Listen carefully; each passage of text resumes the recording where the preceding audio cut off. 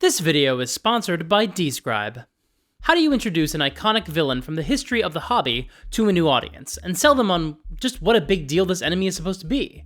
I'm doing a year-long video series about campaign structures, but as part of that series, sometimes I'm going to stop and talk about how to approach some specific aspect of the game in a way that still connects to the overall topic of campaign structure. For example, sometimes when we're talking about how to handle a long-running narrative, part of that involves taking some time to discuss how you can best introduce the villain into that story. Earlier this week, I put out a video about the foreshadowing in Doctor Who and how we can steal that technique and incorporate it into our own TTRPG games. And I wanted to stop and discuss something else we see in these early seasons of the show, the way they brought back old villains from classic Who and introduced them to a new audience. They've done this a few times throughout New Who, and I'll reference a few of those throughout this video.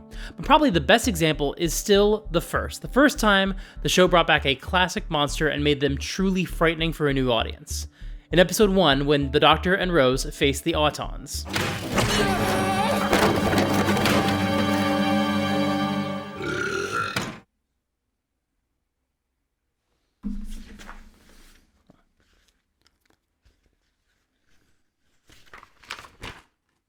Oh, sorry.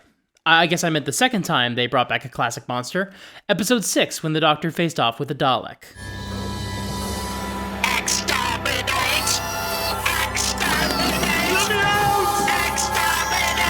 This is still one of the most solid episodes from the past 20 years of Doctor Who, and I think it also has some valuable lessons we can incorporate into our own D&D campaigns. Because when we're incorporating legendary villains into our campaigns, villains like Tiamat or Vecna or Orcus, or iconic monsters like Mind Flayers, Beholders, or even just classic low-level enemies like Drow or Gnolls, we should be so lucky to capture a fifth of the chills and thrills this episode delivers. But maybe we can dissect this episode and see how we can steal some techniques to enhance our own games. If you like this video, make sure to come check out my Discord server. We've got a really supportive, wonderful, welcoming community, and I would love to have you be a part of it. The link is in the description down below. Come check it out.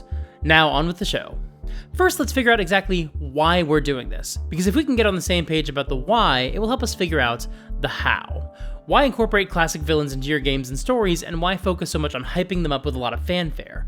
Why not just use original villains, or introduce old villains without sweating specifically how you're going to introduce them? The first reason is because these villains are part of the grand tradition of the hobby. Now, I get very wary anytime somebody lists tradition as the reason to do anything, because I think it's important for us to actually analyze traditions and see if following them is actually a good idea or not. There are lots of traditions in D&D, and just life in general, that are bad. And some are perfectly reasonable ideas in theory, but the specific way we traditionally implement them is really flawed in ways that we don't have to stick to. But also there is an aspect of tradition that can be fun or rewarding or fulfilling. In the case of D&D, the entire hobby has a strong sense of oral tradition, as our community is so often able to pass stories down from group to group. And classic villains or monsters are often key players in a lot of these stories. That's why I like that 5th edition essentially focused on bringing forward a lot of classic or iconic villains into modern adventures, so a new audience would get to feel included in this grand tradition that has brought so much joy to so many players for generations. It's the exact same mentality behind the writers of Doctor Who bringing back the Daleks. They're an essential part of the show, of the fabric of the DNA of Doctor Who. Yet for new audience members, they didn't know why Daleks were such a big deal. I have a confession. I didn't actually watch Doctor Who when I was younger.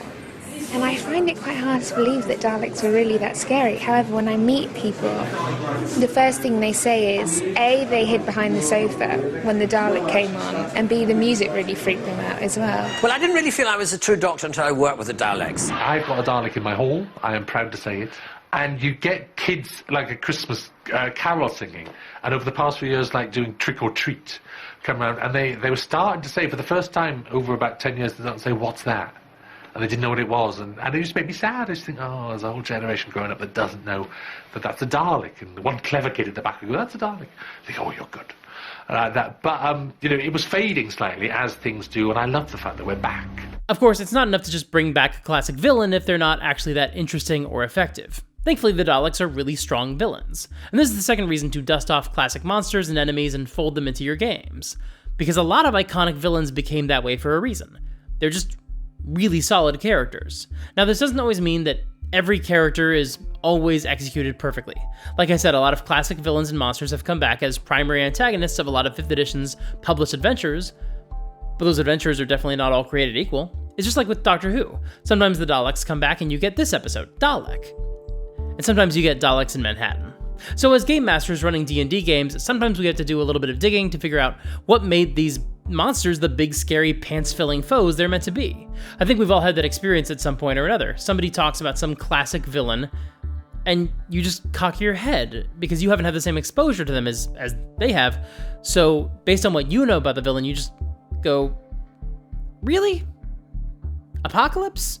He's a character you all actually care about? You do think he's a good villain? I'm not trying to be mean or anything, but I just don't see it. But usually, there is something fundamental to a villain that makes them really frightening or cool, even if it doesn't always make it into every modern adaptation. What are you doing?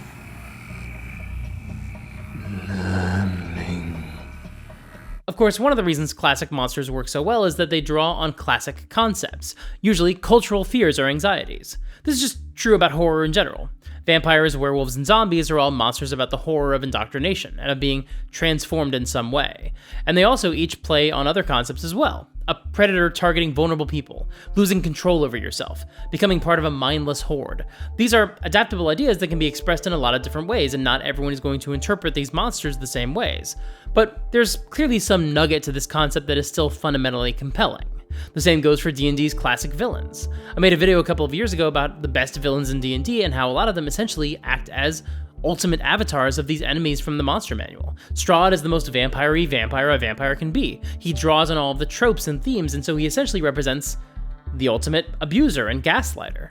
But they're not all so complex as that. Dragons are cool and scary because they're big, horrible monsters that feel like the ultimate enemy you can't do anything about. They're a flying apocalypse.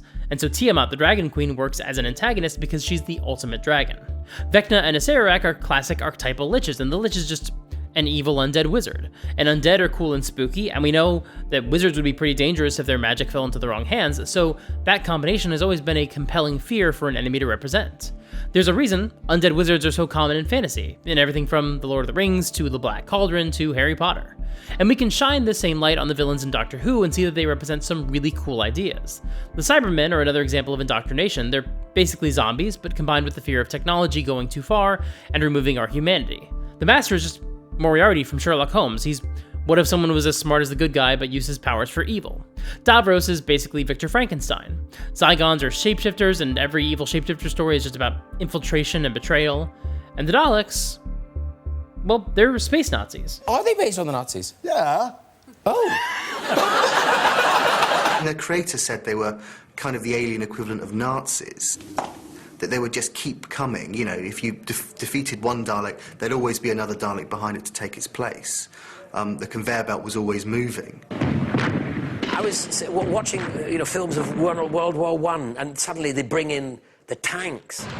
Those huge, horrifying tanks rolling over, clunking, those vast things coming towards you. And suddenly, in Doctor Who, this tank is an individual tank. It's not a big bugger, it's a little tank. It can come into your house. And honestly, the comparison to tanks only just scratches the surface. Yes, that's definitely true. They're stocky and armored, their only eye is a stalk that looks an awful lot like the cannon of a tank, and the head even swivels around like a tank's turret.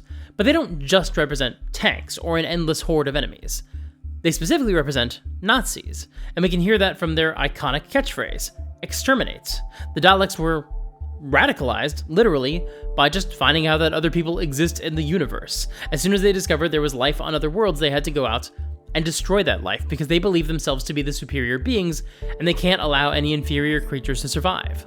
Literally, to quote from Wikipedia, Terry Nation consciously based the Daleks on the Nazis, conceiving the species as faceless authoritarian figures dedicated to conquest, racial purity, and complete conformity. And in fact, their arms are literally extended outwards at all times, pointing up and out.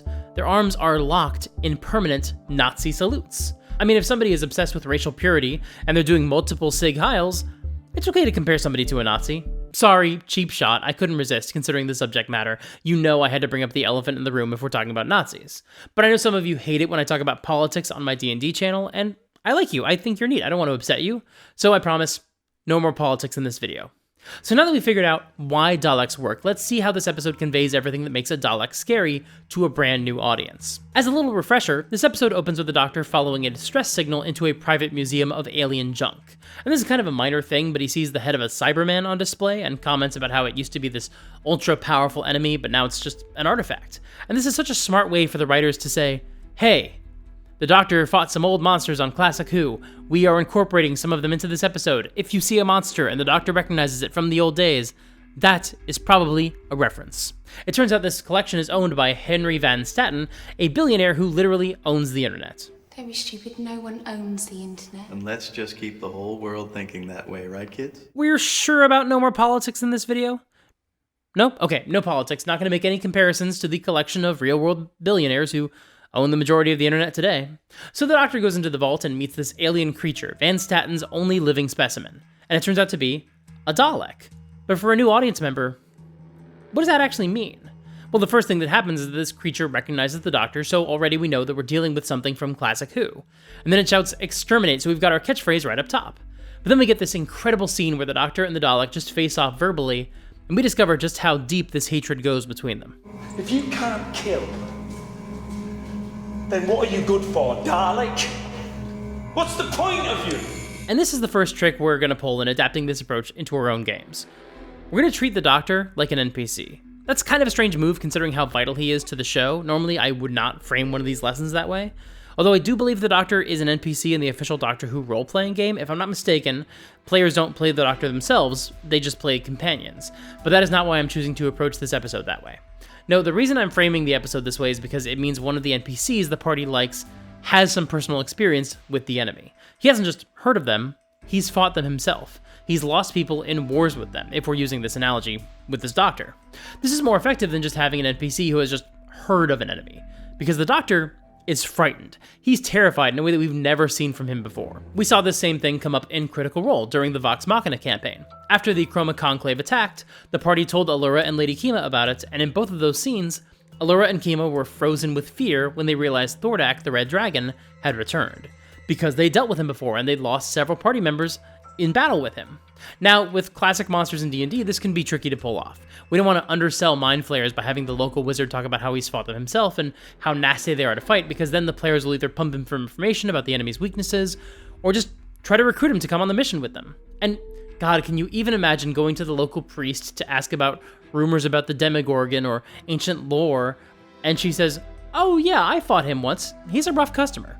That is going to completely kneecap your efforts to hype up the menace of these foes if the local NPCs have already tussled with them. Your race is dead. You all burn, all of you. 10 million ships on fire. The entire Dalek race wiped out in 1 second. You lie! I watched it happen. I made it happen! Incredible moment in an incredible episode. But probably not the sort of thing we want our NPCs to say. And we'll probably come back to this topic in a few months when I finally make my video about high-level NPCs. But I think you can still use this technique without making your NPCs feel like badass warriors.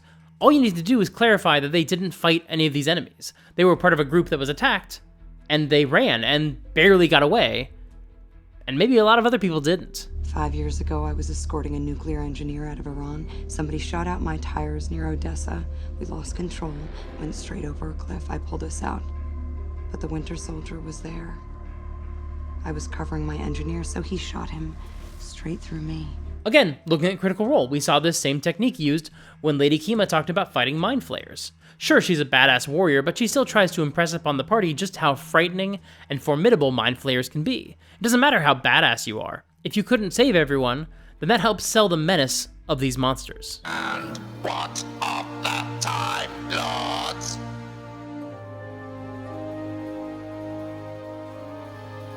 Dead. They burnt with you.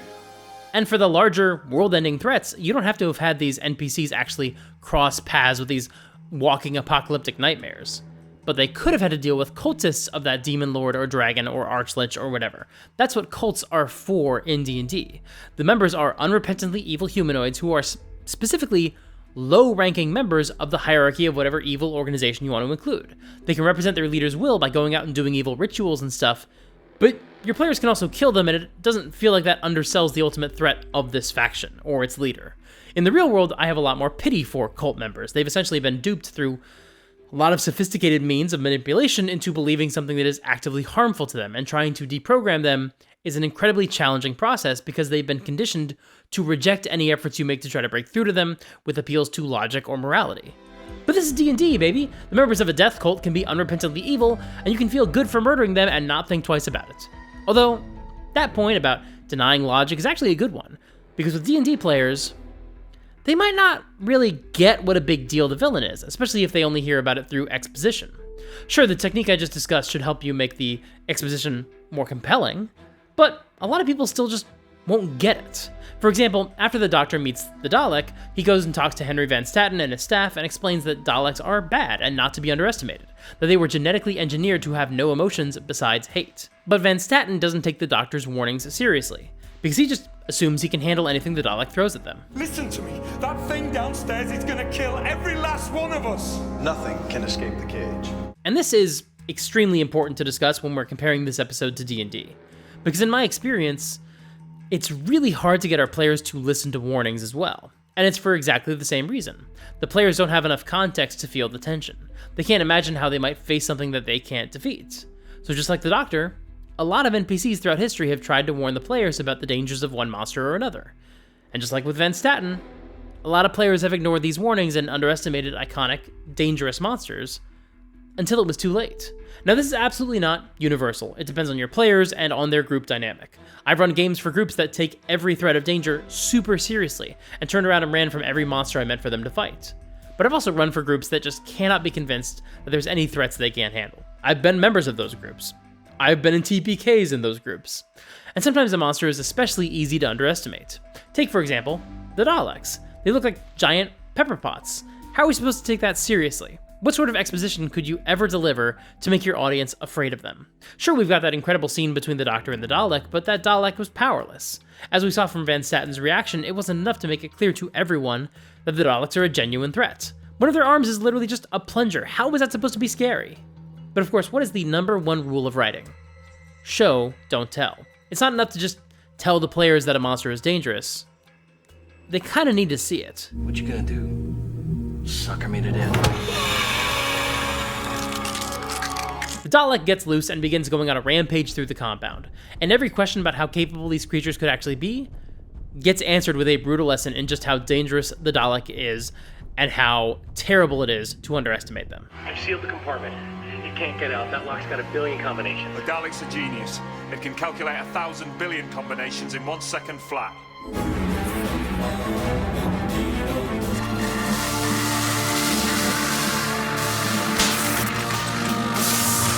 Sir, the entire west coast has gone down. It's not just energy. That Dalek just absorbed the entire internet. It knows everything.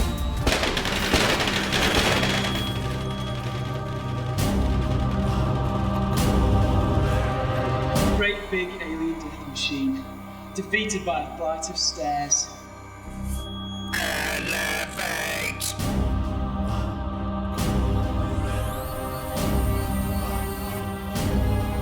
Aim for the dome, the head, the eyepiece. That's the weak spot. Thank you, Doctor, but I think I know how to fight one singleton robot.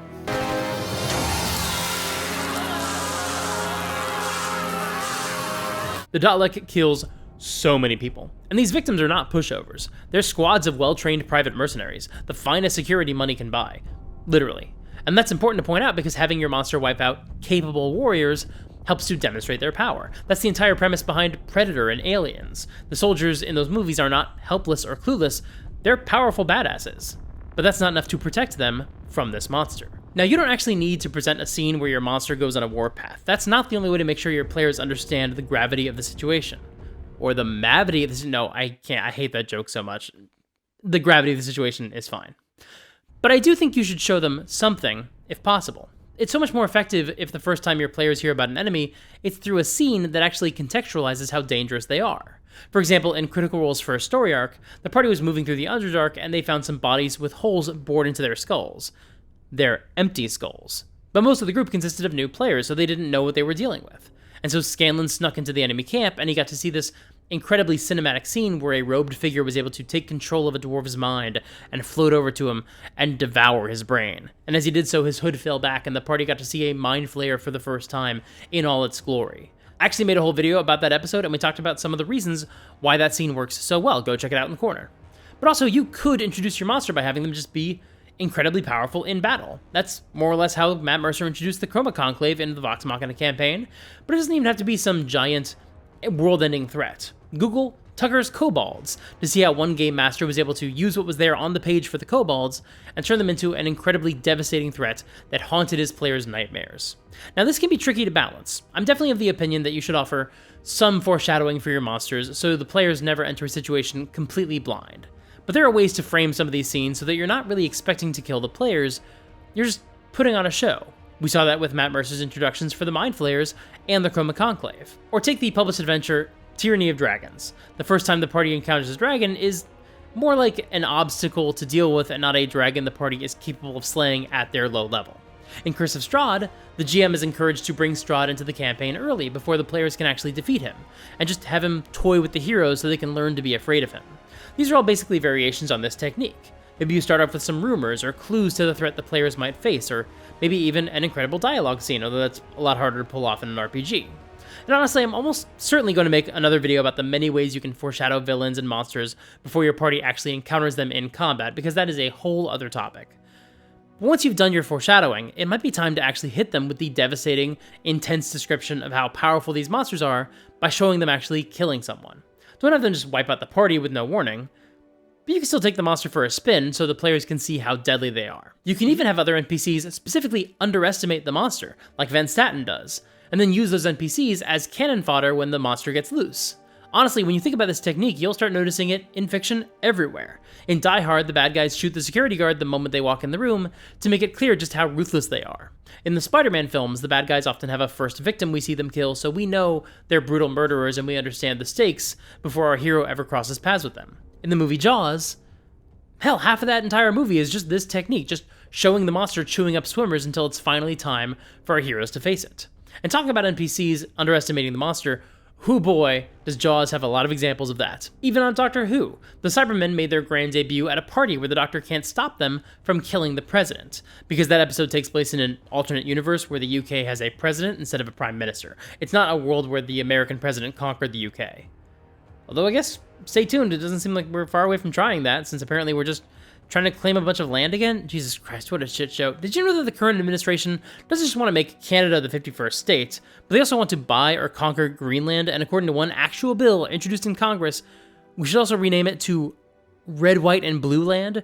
That's real. That shit is on the Congress website. This is absolutely the dumbest timeline. Sorry, we said no politics. Let's try to stick to that. Now, if you're trying to describe a scene where you get to show off a monster's strength, you might consider seeing how somebody else has written that same scene so you can figure out the best way to describe it.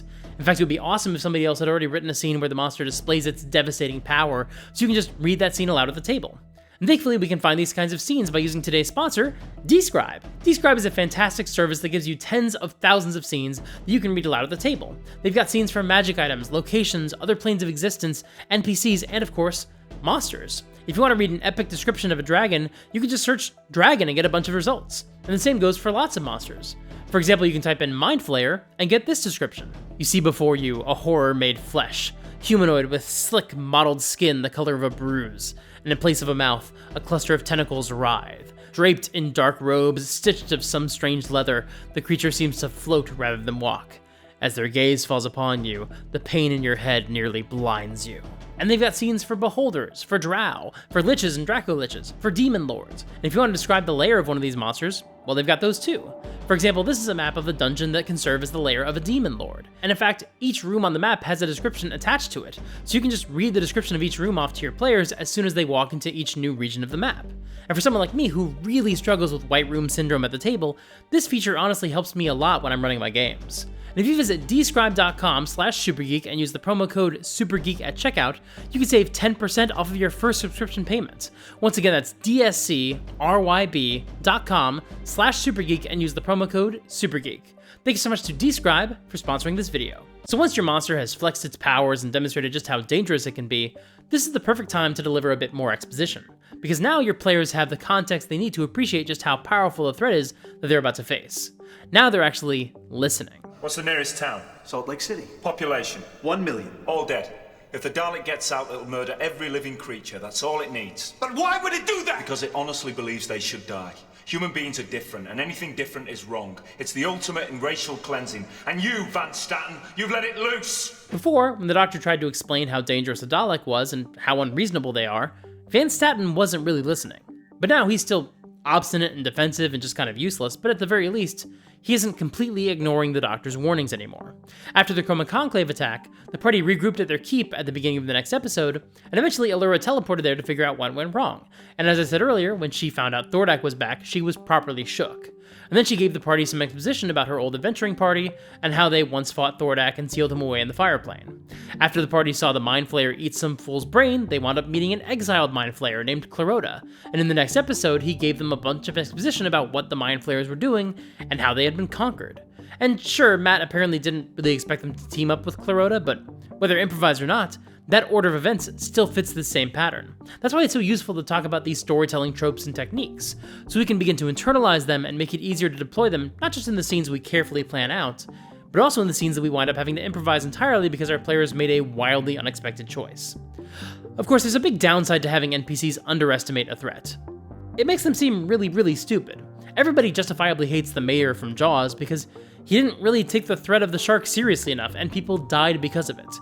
Because he actually had experts telling him that this threat was 100% real, but apparently he just wasn't ready to hear it. I think if you cry fascism at every administrative overreach, even the ones that are constitutionally okay, you will find yourself out of fascism bullets when the time really comes to remind people of, because you will, I think what the media has done over the last 10 years is cry wolf, to the point where they numbed everybody. It was an anesthetic. I'm very cautious about when to know, like, yeah, hopefully I won't do it the night after Kristallnacht. I'll get it, like, but it's like, when do you put your dog down? Like, it's one of those things, like, you're not quite sure. But I do understand how annoying that is. I'm sorry, John, you're obviously a smart guy, but I have to ask, what the hell are you talking about? First of all, that's not what The Boy Who Cried Wolf is about.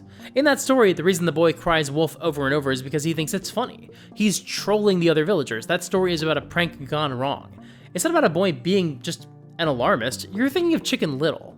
It's not the point, I know, but also, it kind of is, because Boy Who Cried Wolf means you're comparing people warning you about Trump to liars. I'll give you the benefit of the doubt, I guess, and say that you were more focused on the part of the story where the villagers tuned the boy out, and so you maybe forgot the part of the story where the boy is a liar. Because otherwise you're being incredibly reductive about people worried about Trump, and, well, I don't, maybe you mean that, but I'm gonna assume that you don't for no reason at all. Because second, I get that you're talking about media sensationalism, and there is absolutely lots of reasons to be frustrated with them. I get it. But do you think the problem with mainstream media was that they hyped Trump up as a bigger threat than he was? I won't deny they got distracted by dumb bullshit. Like, yeah, maybe they shouldn't have gotten so distracted by the Russia story or the P-tape, but did you not notice the media sane-washing Trump for years, holding his political opponents to higher standards than him, and completely failing to offer important context, like how, when he denied having anything to do with Project 2025, he was very obviously lying because he's a very famous liar? Third, if someone tries to warn you for years that Trump is a threat to democracy, and then he tries to do a coup, were they being an alarmist? Actually, were they being alarmist, or were they actually kind of right? And finally, you want to save the term fascist for when Trump starts doing fascist stuff? Do you not think he's done it? Do you not think he's a fascist yet?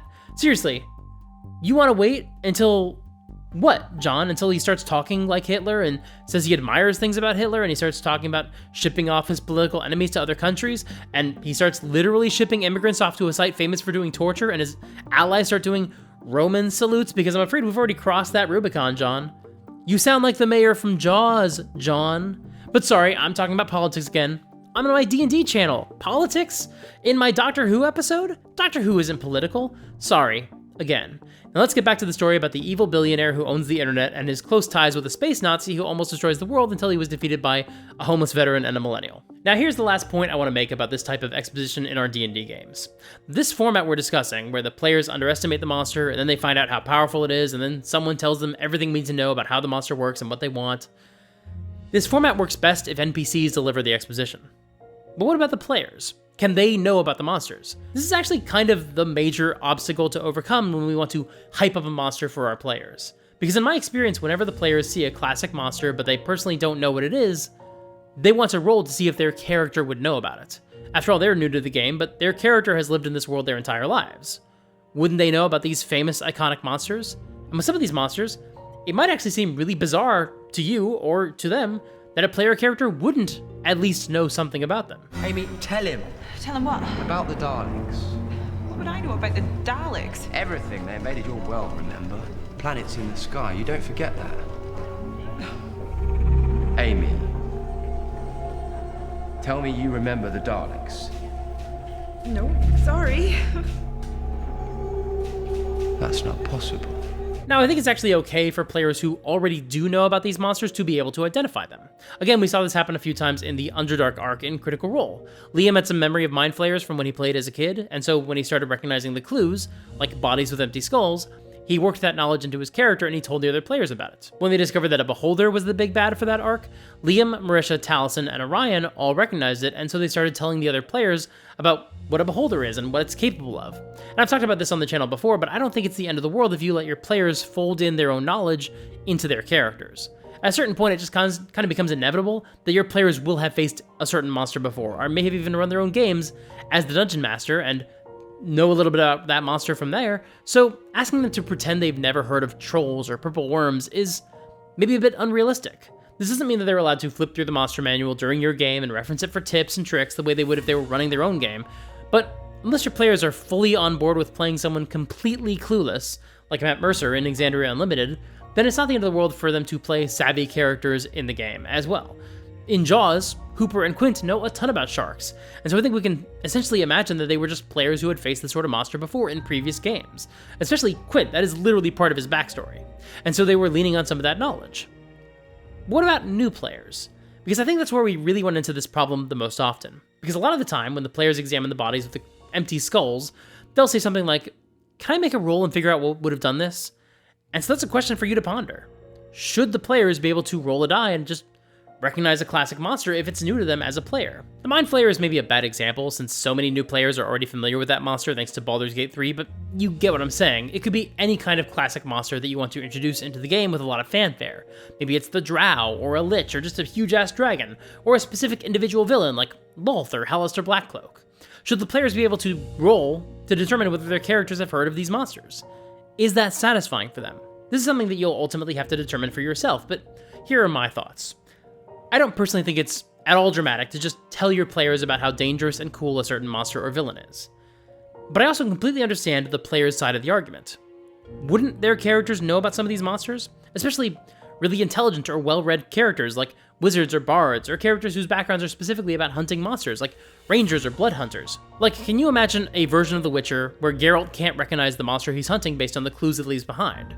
Or hell, a version of Jaws where Hooper doesn't have all his knowledge about the sharks. That's why you play that type of character, to be the expert. And it doesn't feel good to then be denied that core fantasy just because this is your first game. Or because this is your 100th game but you've never encountered a Remoraz before, and so your DM says your character doesn't know anything about it that you don't personally know. But on the other hand, a lot of the time these players aren't just rolling to figure out what the monster is, but they specifically want to know its weaknesses. They want to know how to face it tactically. They essentially want a Pokedex entry for that monster. What's that? Zapdos, the electric Pokemon. Zapdos has both electric and flying elements, and the flappage of its wings can create lightning. Awesome! But you remember, you only get a Pokedex entry for a Pokemon after you've already interacted with it, usually by fighting it. Once they've seen the monster in action, I don't think it's the end of the world to have them roll to see what they know. But if you ask them to roll before they see the monster, doesn't that deny them the cool intro where they get to see the monster being evil and doing its thing? And if you do deny them the chance to roll dice and try to be the smarty who has all the info, doesn't that mean that you're keeping them from playing the character they want to play? Whichever method you go with, I think we all agree that a monster's introduction should be dramatic. If you just say, "This is a big scary villain," divorced from context, your players won't feel it. To take a tangent into talking about another British pop culture icon, it's like the beginning of a James Bond movie where M tells Bond, "Here's this evil dude, we think he's doing this, go check it out." That scene is always the most boring scene in the movie because it's just not dramatic to have someone deliver a bunch of exposition without context. The best Bond movies either dispense with that scene entirely in favor of more dramatic methods of exposition, or they find some way to provide context before we get to that scene, so we are invested in that exposition when we get it. But these scenes also aren't helped by the fact that Bond already has a bunch of knowledge about the target and just lists it all off in exactly the same boring way we want to avoid. It's frankly kind of ridiculous how much Bond always knows about everything his bosses ever bring up to him. What do you know about a man called Scaramanga, 007? Scaramanga? Oh, yes. The man with the golden gun. Born in a circus, father the ringmaster, possibly Cuban, mother English, a snake charmer. He was a spectacular trick shot artist by the time he was 10 and a local Rio gunman at 15. What else do we know about the Yana Syndicate? Top-flight arms dealers headquartered in St. Petersburg. First outfit to restock the Iraqis during the Gulf War. The head man's unreliably described, no photographs. The woman, on the top, is our only confirmed contact.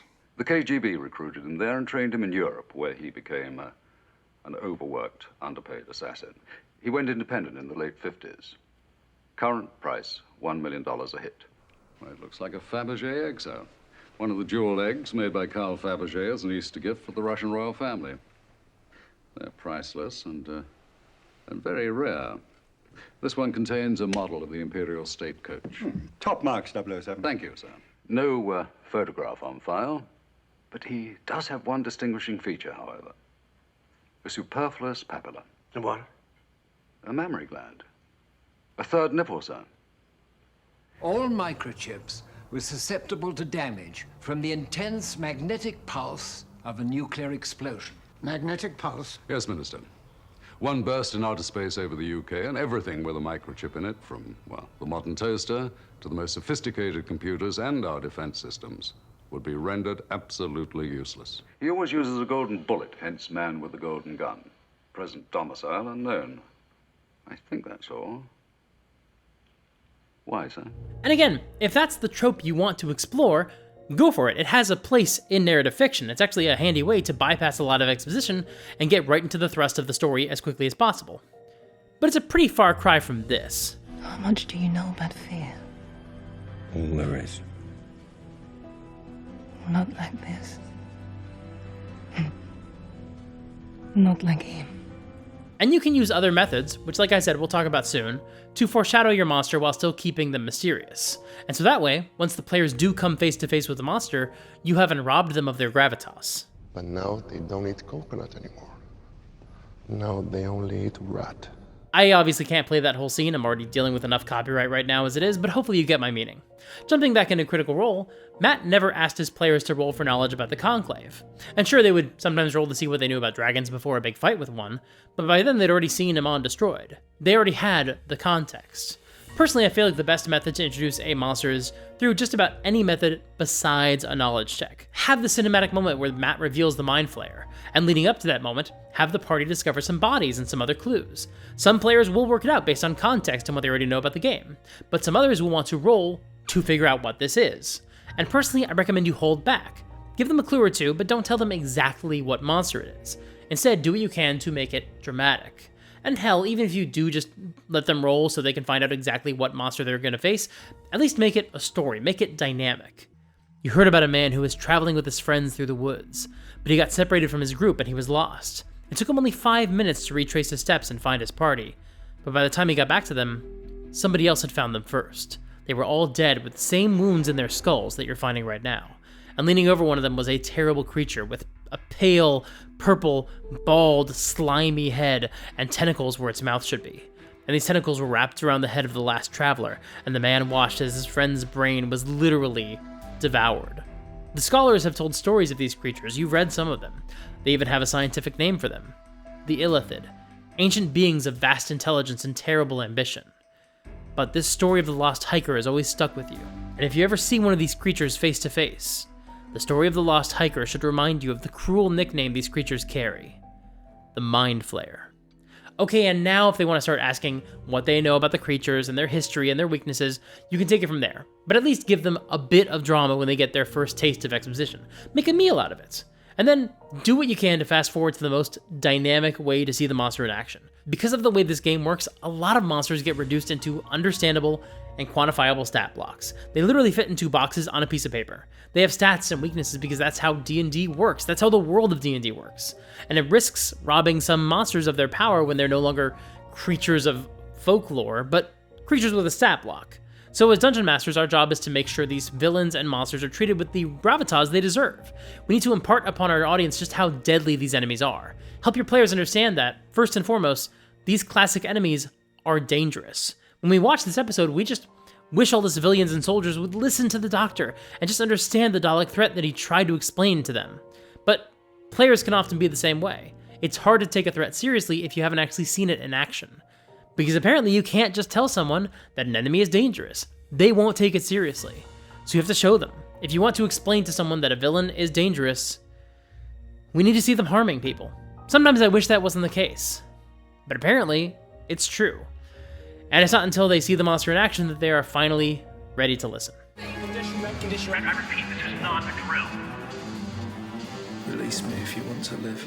So, yeah, that's everything I had to say about D&D today. So, like and subscribe. That's it. If you just want my thoughts about legacy villains in D&D games and how the Dalek serves as a useful example, that's everything I had to say about it. So, if that's all you want to hear about, Oddwick and anyone else who came just for that, you can leave now. The video is over. But it looks like there's still a lot of time left in the video. I mean, you say you're not going to keep talking about D&D and you're not going to keep talking about Doctor Who, but I'm looking down at the time code down there and it looks like there's like half an hour of video left. So what exactly are you going to be talking about for the rest of this video? Hey, Oddwick, can you read this? Kyoto? What's that? This video is about Donald Trump. Look, I know some of you don't want to hear about it, and I get it, but if you are still here, whether or not you agree with me politically, I would just ask you to give me a few minutes of your time. Because whenever I talk about politics on my channel, there are some misconceptions that seem to come up. As you likely already guessed, I don't like Donald Trump. I think he's a bad person. I also don't like the Republicans in Congress, although my dislike for them ranges pretty radically from I think their policies are bad for American citizens to I think they are bad people. But if you're a Republican voter, or even a Trump voter, I don't hate you. Anytime I share my distaste for Trump or the Republican Party, I get some comments about how I'm disregarding or even actively talking shit about half of the country. And first of all, like a third of the country doesn't even vote, and in 2024, a lot of voters stayed home. Trump won with fewer votes than people who voted against him in 2020. He didn't win by a majority, but by a plurality, and he's come into office with the lowest approval rating of any modern president. He's still very unpopular. He won because eggs were expensive. But also, even if that wasn't true, let's be clear. I don't hate every Trump voter. Quite frankly, life is too short to waste it hating millions of people. Don't get me wrong. We're not cool right now. I really, really wish you'd voted differently. And it's possible you hold some ideals that I would find repugnant. But I don't know you. I know it's easy to say, if you voted for Trump, you either voted for sexism or racism and bigotry, or you ignored all of that because you thought it wouldn't affect you. I've been hearing that and saying that for like a decade now. But honestly, it's hard for me to claim every Trump voter was informed on all the issues when I now know that there were people Googling whether or not Biden was still running for president on election day. Something can seem extremely fucking obvious to you and everyone you know, but apparently some people are really out of the loop in a way that, quite frankly, I'm never going to understand. And while we can absolutely have a whole other conversation about the responsibility of the voter to be well-researched into their candidate, that's obviously not a problem I'm going to be able to solve today. So I just want to be as clear as possible. If you voted for Trump, I don't know what you actually knew. That doesn't absolve you. I think you should have known. We knew. And I seriously think you should have listened to the people who were trying to warn you. But I can't do anything about that now. So I don't hate you. I don't even know you. Maybe you're awesome. Maybe you suck. I don't really care. Yeah, I don't think you should have voted for Trump, and I'm frustrated if you did. And if you didn't vote at all, and you could have voted, and you just chose not to, that frustrates me too. But I just don't have the energy to waste it on hating ordinary voters. I also know that some people just tune out the people that they assume are talking out of their ass. It's easy to see someone on the left saying nasty things about a Republican politician and assume it's just business as usual, just standard partisan politics, heightened by online culture. And I'll admit, I'm someone who believes in a lot of pretty progressive things, like that the government should provide basic services for its citizens and not try to actively oppress or demonize people. I know, I'm quite the radical. And so given the current trajectory of American politics, I have a pretty hard time seeing myself voting for a Republican anytime soon. Not unless everyone gets real cool about a bunch of stuff really quickly. And so I get why you might hear me compare Trump to Hitler, and you'd roll your eyes, because of course the lefty doesn't like the right-wing politician, and of course somebody on the internet compares the guy they don't like to a Nazi. But what I'm hoping is that you're looking around at everything going on for this past month, and you're starting to get a really bad feeling. Maybe you're starting to realize that Donald Trump isn't good at being the president. Say whatever you will about him, and I'm gonna, but setting aside whether or not you agree with him politically or not, I don't think he has your best interests at heart. And that's why it's important for me that you hear me say, I do not hate you. Because I know a lot of people on my side of the aisle are responding to this election by saying, okay, fine, I hope the Trump voters get the consequences of their terrible policies. They voted for this, let them have it. We say that because we know bad things are coming, and we tried to warn you, and a bunch of people didn't listen, and now we're frustrated. And I get where they're coming from. A lot of us are just tired. We hoped we were going to be making some meaningful progress, or at the very least stopping this one guy from coming in and making things much, much worse. So I get why it's tempting to just say, fuck it, let them have the country they wanted, let's see how they like it. But that's not where I'm at. There are clips out there of white women and veterans losing their jobs because their companies are dropping their DEI policies and they didn't realize DEI included white women and veterans. Actually, white women are the primary recipients of DEI benefits. Fun fact, I guess. And I completely understand the people responding by saying, well, that's what you voted for, dummy, fuck around and find out. But I don't want Trump voters to lose their jobs. Honestly, who does that help? Sure, on some level, I sometimes do feel that same schadenfreude. I will not pretend that I'm immune to it. But I'm really trying not to let that part of me win. I'm not trying to be guided by that feeling of pettiness and really what can border into spite. And I also totally understand the argument that seeing the unrestrained results of Republican leadership getting what they wanted will hopefully make voters understand the consequences of those policies. I'm not sure I agree, since it's the same country that just elected the guy who tried to overthrow the government 4 years ago, but once again, I get the argument. The argument goes, we need to be ready to treat their burns, but people still need to touch the hot stove to realize how bad it is. The hot stove in this case being Republican policies. But once again, I think that argument falls flat because it will inevitably mean that a lot of innocent people will get hurt or suffer. People in red states who voted blue, people in blue states who voted red, kids who can't vote, immigrants who can't vote, our future children who have no say in any of this. They're all going to suffer. And also, I'm not okay with Trump voters getting punished. That's not my goal. I want to help everyone. Now, I'm not even sure that we can stop people from touching the hot stove at this point. I don't know if we can stop a lot of these bad things from happening. But shouldn't we still try? Like, my child is 11 months old, so right now there is just no reality where I can explain a hot stove to a baby. But the plan isn't just to do nothing and wait until the day I smell burning little kid flesh and then explain how stoves work. The plan is to educate my child about how the world works without anybody actually getting burned by a stove in the process. So this is where I'm at. If you voted for Trump for any reason, even reasons that I think are absolutely repugnant, even if you know all the stuff that we hate about him, and you either tolerate it or you actually think it's good, even if you fill my comment section with a bunch of dumb conspiracy theories or hateful, heinous stuff, and I wind up banning you, regardless of who you are, or how you voted, or why you voted the way you did, or did not vote, I still think you deserve a better country than we're about to get. I still want you to get disaster relief, and a government willing to combat the climate crisis, and a higher minimum wage, and Medicare for all the things you're not going to get under Trump. I mean, I don't know if we would have gotten them under Kamala either, but let's be 100% real. There was no guarantee of any of that, but I was still going to fight for them, and I am still going to fight for them, and I'm going to fight for you and for your rights. Now, if you're already burned out on hearing about Trump, regardless of your politics, believe me, I get it. It's exhausting. He's exhausting. And we'll get to that. And if you're upset that I'm talking about politics at all on my D&D channel, you can stop watching now if you really want to, because I've made my point about the video so far. I just wanted to make sure that everyone understood where I stand on the whole hating Republican voters thing. Whether you're a Trump voter or you're a woke moralist like me, but you're just tired of hearing about politics, if you come to D&D YouTube just unplugged for a few minutes and you don't want to hear about politics anymore, you're dismissed. You can come back for the next video. It's not going to be like this at all. Well, that's not 100% true. 2 videos from now, it's not going to be like this at all.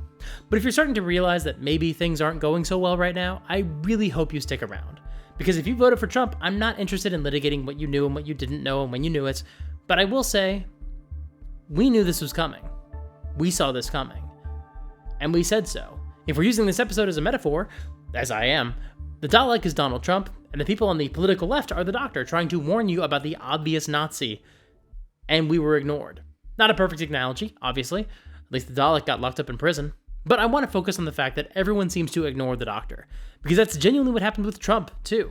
When I talked about politics on the channel a lot leading up to the election and right after it, some commenters accused me of just talking about how bad Trump was going to be so I could be smug. So I could say, I told you so, like I was calling my shot. And that's just so frustrating. Because my point was literally just, don't vote for the evil crime guy. He is bad. In fact, originally this video was meant to come out on Inauguration Day before I could have pointed to any of his new actions in power and say that I was right, because I wouldn't have had any new evidence I could refer to. Basically, it was going to be me telling you that I did warn you about Trump, and now that we're heading into a new administration, I am worried. I'm worried he's going to do the things we all said he was going to do, the things that you insisted we were overreacting about. I'm worried he's going to do the things that he denied he would do, despite the fact that he was obviously lying. This video was essentially going to be a counter-argument to the people saying, I know you didn't vote for him, but now he's the president, so you should hope that he does well rather than assuming the worst. And it was going to be about why you can still want your country to thrive and do well while also wishing Trump fails at everything he said he's going to do, and the things that he didn't say he's going to do, but that he obviously is going to do. Of course, as it turns out, this video got delayed for a bunch of reasons, including the wildfires all around me in Southern California. So now Trump has been president for about a month. And yeah, it seems like maybe some people are starting to realize what we were all saying. That maybe Donald Trump is bad. Look, I don't normally like to get involved in the political parts of your videos, but I think there's something that you're really missing that seems really obvious to me, and I can't believe you haven't acknowledged it. Cudo. Ah! Look, if you've been at all paying attention to the news, you're probably seeing a lot of very frustrating stuff happening in the White House. Elon Musk, an unelected billionaire, is running around firing everybody he can find, to the point where they're literally scrambling to rehire the people they should not have fired, like the people who keep track of our nuclear weapons. Or maybe you're seeing the ICE raids that are snatching up immigrants who haven't done anything wrong, or detaining American citizens, or literal Native Americans, the one group you'd figure immigration should pretty much have no reason to mess with. Maybe you don't like that they're currently sending detained immigrants to Guantanamo Bay, the torture capital of America, except it's not within American limits, so we don't have to follow American laws around prisoners, which is probably why they're sending people there. Maybe you don't like that Trump pardoned all the January 6th insurrectionists, including the ones who beat up cops. Maybe you don't like that his pointless trade war with Canada and Mexico literally only succeeded in getting Trump to agree to concessions and get nothing new in return, and just pissed off our neighbors for no reason. Maybe you've heard him blame Ukraine for the war that very famously started when they were literally invaded. Maybe you heard him talking about doing an ethnic cleansing in Gaza so they can build a fancy city without Palestinians in it, and you're getting a little worried about that. Maybe you just don't like that he reversed the mandate to negotiate a fair price for insulin, so now life-saving drugs are going up in price again. Maybe you don't like that he blamed a plane crash on DEI and argued that the reason that he knew it was caused by DEI is because he had common sense, and then he went on to fully just say that people with any mental or physical disabilities can't be air traffic controllers. Or maybe you don't like that he called himself a king. I also don't like those things.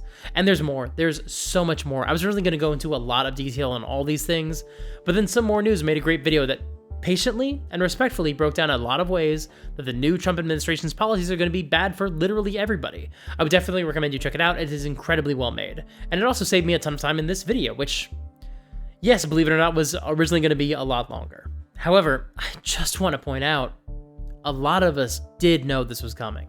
We knew he was going to be bad for Ukraine and for Gaza. We knew Republicans in general don't like Medicaid or Social Security. We knew he ran on the platform of mass deportations, and a lot of us knew what that was going to look like. We knew that he was lying when he said he wasn't going to implement Project 2025. We didn't know they'd be this far along with it by now. Literally, as of recording this video, they are 36% complete with all of their goals for Project 2025, and it's been just over a month. They hit the ground running much faster than most of us expected. But we knew they were going to try. We didn't know that Elon Musk specifically was going to run around carving up government agencies with his Hitler Youth hackers, but we knew Congress was not going to stand in Trump's way, despite the fact that Trump and Musk are very clearly violating the Constitution in like 100 different ways. Because Republican politicians also want a lot of these same things. And even if they don't, they're afraid to speak up against Trump since he just pardoned a bunch of his people who have proven they have no problem with storming Congress. We knew most of this was coming, and we did warn you. But some of you either didn't hear the warnings because of everyone being in their own information bubbles, we're all guilty of it, or you did hear the warnings and you ignored them because you thought we were overreacting, or you thought both sides were equally bad. You're used to the pre-2016 internet where Nazi and Hitler were go-to insults that were constantly overused, and you assume anyone using those terms to describe something they don't like are just using them the same way. Or you just thought, you know what? Both sides are the same, they're all just politicians, nothing's gonna change. Giant douche versus turd sandwich. Whoever wins, we lose. But now it's possible that you're starting to realize that maybe this is actually pretty bad. And if you're starting to regret your vote, that's okay. In fact, it's good. It means that you care. You care about other people, or you care about what's happening to you. And maybe you genuinely never heard some of these criticisms leading up to the election, or you did and you thought they were exaggerated. It doesn't matter now. But now that you're starting to see that maybe he actually is a bad guy, I want to foster that feeling. I want to help you admit that maybe you didn't know everything, and that's okay. None of us know everything. We all get stuff wrong. It's okay to regret your vote and realize that maybe you were fooled, or even if you did know, that you were just giving into your petty side, sticking it to the perceived political enemies you had. It's okay to realize that you made a mistake. You are welcome to join the fight against him, and considering how many media companies and social media companies have completely capitulated to him, and massive corporations have completely bent over, we need all the help we can get. But simply regretting your decision is not enough. Waiting for the next election is not enough. We need you now. We need your help. Every day I'm trying to set aside at least a few minutes just to use the 5 Calls app to call my representatives about the issues that matter to me. And apparently representatives consider it getting a lot of calls when it's like 20 people who call them. So if we really do actually make these calls, it genuinely makes a big difference. They hate it. Or hell, go to a town hall and bully your congressperson. There's a lot of that going on right now. It sounds fun as hell. But also, there's more you could do. If you visit the ACLU website, you can find ways to volunteer by sending letters or making phone calls or sending texts or hosting events. Look for a mutual aid group in your area and see how you can volunteer your time or your talents. Ronald the Rules Layer, a Pathfinder YouTuber, made a fantastic video outlining his plans to combat the administration. Go check that video out. It's in the description as well. If you truly had no idea Trump was going to do any of the things he's doing right now, find a different news source and start keeping up with it more regularly. I've got some links to the news sources I use in the description below. If you have pro-Trump people in your life, just start sharing your anxieties with them. At the end of the day, we're all just people, and talking about how these policies are impacting you is a good way to cut through a ton of the white noise we tend to hear when somebody tries to lecture us. That's probably why so many people tuned me out for the weeks leading up to the election, because they weren't ready to hear the blow-by-blow of how rotten Trump was going to be. But now that the average American citizen is really starting to feel the impacts of a Trump presidency, I'm hoping people are starting to get ready to listen. Can I please say something about Doctor Who?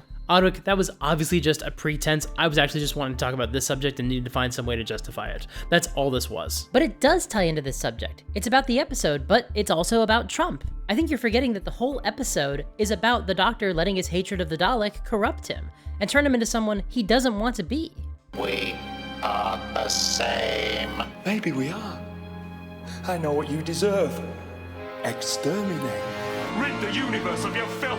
Why don't you just die? You would make a good Dalek.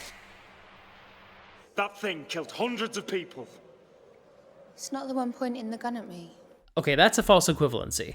Obviously, not liking someone for being a racist and a fascist is not the same as being just as bad as them. This is a comment that I got all the time. Both sides are equally extreme, and it's just not true.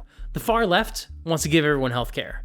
The far right wants to round up all the immigrants. First of all, if you are writing a comment like that, keep it up. It's all engagement. Come on, man. But second, I'm not saying you're just as bad, but this is an episode about the Doctor being completely unwilling to accept that a Dalek could change. Ugh, I got this comment all the time too, that because Trump is going to be president, we should be rooting for him to have a change of heart. And I know what you're going to say, Odwick. No, you don't. No, I do. Because in the episode, the Dalek does have a change of heart. It starts to change and questions what it is. But the reason that happens is because it makes contact with Rose. The touch of a time traveler gives it energy, but also gives it a new perspective. But let's be honest, if a time traveler did cross paths with Donald Trump, I can't imagine they'd be stopping by just to change his mind, you know? Okay, but here's the thing. Look, I know what you're going to say. No, you don't. Yes, I do. You're going to say that was a flippant response because your point is that sometimes these evil fascists can change, and maybe I should be receptive to the idea that Trump will change. But he's been showing us who he is for 10 years. Hell, he's been the same guy for his entire life.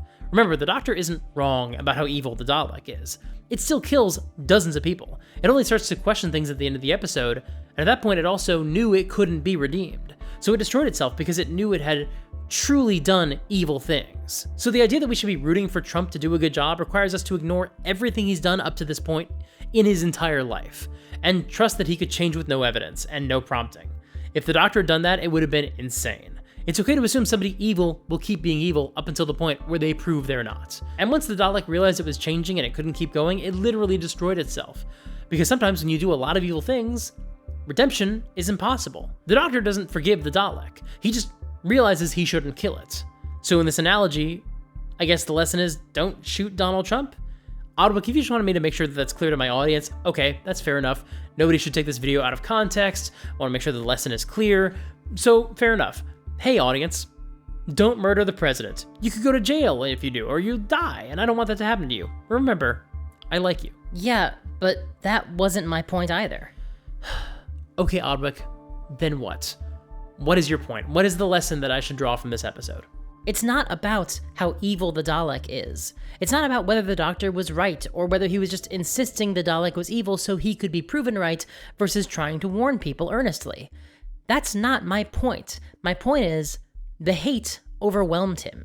He lost sight of who he was because he was so consumed by his hatred. It doesn't matter how reasonable it is to be wary about his longtime foe, he still lost himself to the hate. Well, you have to admit that given that the Doctor was processing the trauma of the Time War, it is kind of reasonable for him to still be pretty upset with the Daleks. But his inability to see beyond his hate corrupted him.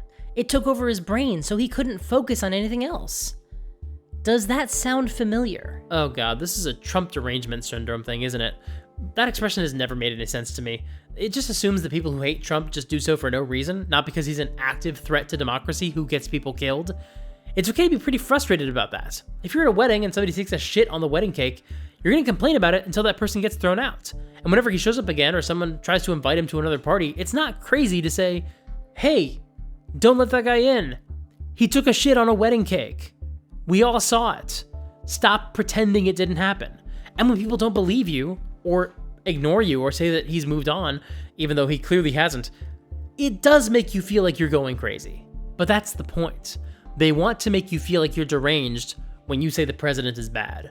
So that way you don't feel like you can question the president. But obviously we can, and we should. We have to talk about the fact that the president is doing things that are by any definition evil. But Mike, you still have to live your life. I do. I mean, yeah, obviously I have some pretty strong feelings about Trump, but this is not... I talk about other stuff too. There's other things... I wasn't...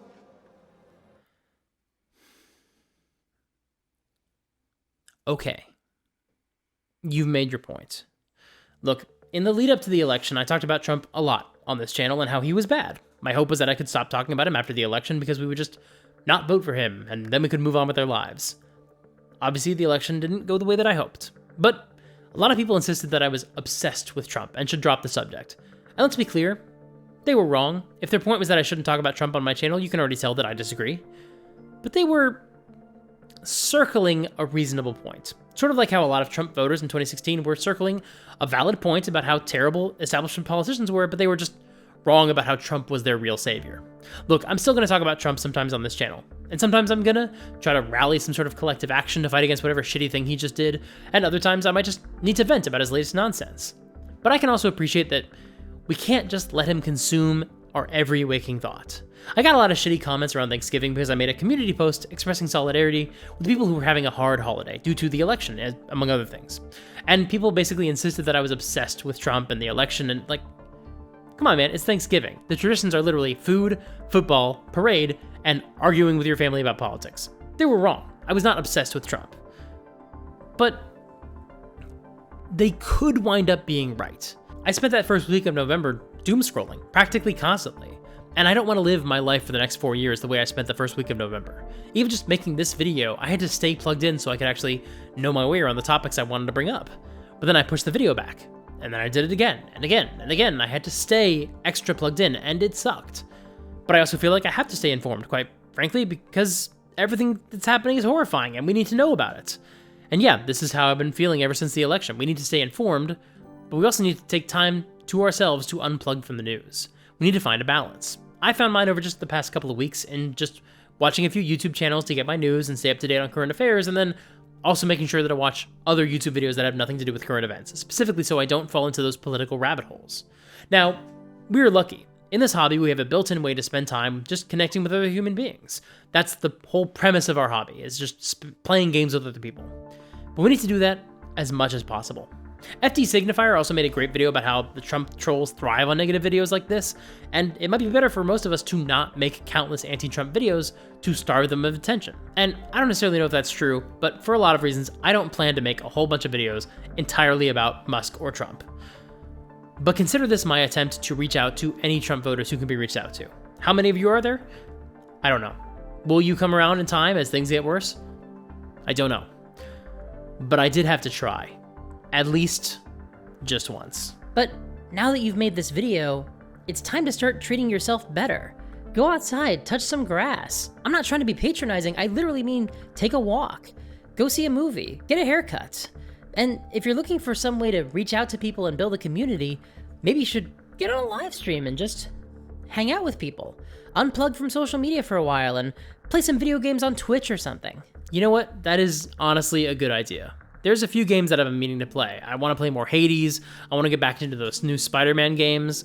So in the next week or two, keep an eye on this channel and on my newsletter, because I'm going to start doing some live streams where you can watch me play Hades and maybe Spider-Man. I'm going to do more charity streams, especially when Trump does some crazy shit, I'm sure. But I'll try not to make all of my streams simple recitations of the latest shitty things he said and did. If you want that, follow me on Blue Sky. I'll retweet all the crazy shit he says and does and drives me all crazy. But look, I'm not saying that I'm never going to talk about that on the live streams. I'm never going to talk about politics on the live streams. But also, it's going to be nice to just hang out and chill. Politics is not off the table, and in fact, Hades is about escaping from hell, which is being run by a tyrant, so we might feel the vibes pretty strongly during those streams. But we'll also talk about, you know, whatever. TV shows I'm watching for this channel, or not watching for this channel that I'm just watching in general. Scripts that I'm in the process of writing. Hot takes, all kinds of other stuff. So, I guess, thank you, Oddwick, for pointing out how all-consuming this stuff can be. And hopefully, streaming some games will give me the chance to find an outlet that doesn't have anything to do with social media or the news and all that, and that can just be a fun way to pass the time. Exactly. Plus, it'll expand your reach to a broader audience and diversify the kind of content you make. Wait, what? Is that why you suggested this? Of course not. Bye!